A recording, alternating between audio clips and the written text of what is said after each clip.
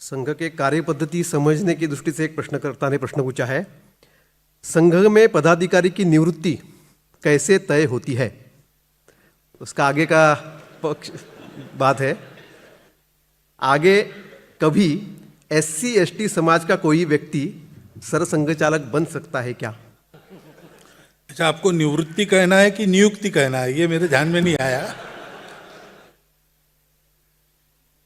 संघ में संघ के जो जनरल सेक्रेटरी है सरकारी विभाग, अभी दत्ताजी होसबाड़े है वो, और क्षेत्रों के, प्रांतों के, विभागों के, जिलों के संघ चालक, इनका 3 साल में एक बार निर्वाचन होता है। इतने लोग निर्वाचित होते हैं, उनको निर्वाचित करने वाला जो मतदाता वर्ग है वो भी निर्वाचित होता है स्वयंसेवकों से। 50 स्वयंसेवकों के पीछे एक ऐसे प्रांत प्रतिनिधि होते हैं और 40 प्रांत प्रतिनिधियों के पीछे एक अखिल भारतीय प्रतिनिधि होता है। अखिल भारतीय प्रतिनिधि ये सरकारी विभाग और क्षेत्र संघ चालकों का चुनाव करते हैं और उनके साथ प्रांतीय प्रतिनिधि मिलकर प्रांत, विभाग, जिला संघ चालकों का चुनाव करते हैं। बाकी सब लोगों की नियुक्ति ये लोग करते हैं। अपवाद एक है सरसंघ चालक। सरसंघ चालक जो है वो अगले की नियुक्ति करता है, उसमें निर्वाचन, वो एक श्रद्धा का स्थान माना जाता है। वहाँ चुनाव वगैरह नहीं है, वहाँ जो होगा उसके प्रति अपनी श्रद्धा लोग रखते हैं। वो व्यक्ति का मान नहीं है, वो आसन का मान है। अब नियुक्ति ऐसे होती है, निवृत्ति कभी भी हो सकती है।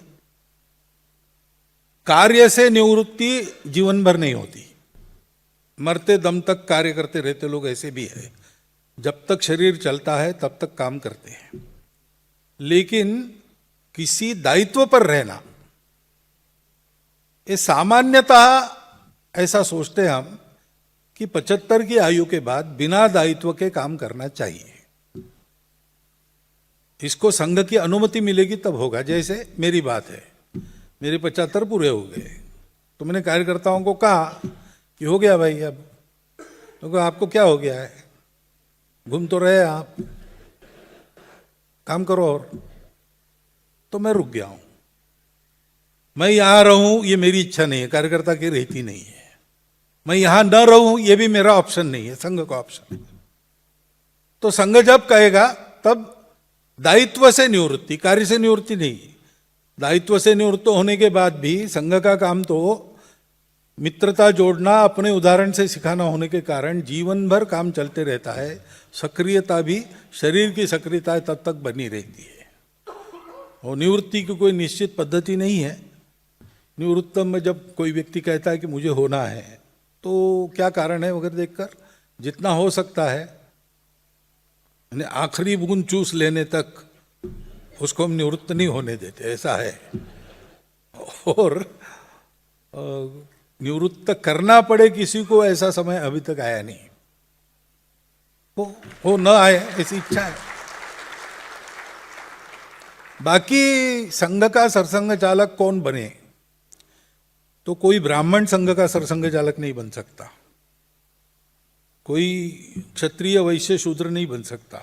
जो हिंदू है वही बनेगा।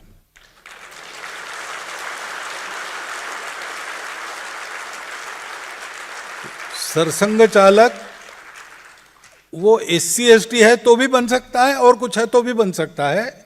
ये देख के हम, हमारे यहाँ कार्यकर्ता नियुक्त नहीं होते, क्योंकि हमारे यहाँ इतना प्रोपोर्शनल ऐसा नहीं है। जो काम करेगा वो होगा। पहले संघ छोटा था, एक ही बस्ती में संघ का काम शुरू हुआ। उस बस्ती, वो ब्राह्मण बस्ती थी, तो पहले संघ के पदाधिकारी ऊपर से नीचे तक सब ब्राह्मण रहते थे। तब लोग कहते कि ब्राह्मणों का संघ है, हम कहते थे नहीं है, वो लोग कहते ही थे, क्योंकि लोग यही देखते हैं अपनी कितने हैं। लेकिन अब संघ का काम बढ़ गया। हम तो जात पात में नहीं बढ़ाते, हम भौगोलिक क्षेत्र में बढ़ाते हैं। 10-10 हजार की बस्ती होती है शहरों में, हर बस्ती में काम होना चाहिए। 10-10, 12-12 गांवों का ग्रुप होता है, मंडल कहते हैं, हर मंडल में काम होना चाहिए। तो जैसे जियोग्राफिकली बढ़ते हैं तो सभी बस्तियां संपर्क में आती हैं, सभी जाति के लोग। तो आज आप देखेंगे तो अखिल भारतीय स्तर पर भी किसी एक जाति के लोग नहीं है, सब प्रकार के हैं, ऑल क्लासेस लगभग रिप्रेजेंट हो गए हैं और होते रहेंगे, क्योंकि सर्वदूर काम पहुंच गया है। तो ये स्वाभाविक बात जो होती है वो संघ में होती है। इसलिए कल SC/ST होगा कि नहीं इसका उत्तर मैं नहीं दे सकता, क्योंकि जिसको करना है वो सोचेगा, मुझे जब करना है तब मैं सोचूंगा, लेकिन मैं ये सोचूंगा कि योग्य कौन है, अवेलेबल बेस्ट कौन है। तो बेस्ट भी होना चाहिए और अवेलेबल भी होना चाहिए। मैं सरसंघ चालक हूं, बेस्ट लोग और भी है, लेकिन वो अवेलेबल नहीं, जिसको खाली किया जा सकता है वो अकेला ही था, इसलिए मुझे बना है। तो इसलिए इसको SC/ST होना ये डिस्क्वालिफिकेशन नहीं है, या ब्राह्मण होना ये क्वालिफिकेशन नहीं है। जो उपलब्ध है और अच्छा है उसको उस समय के सरसंघ चालक बने, उसमें SC/ST भी हो सकता है, कोई दिक्कत नहीं।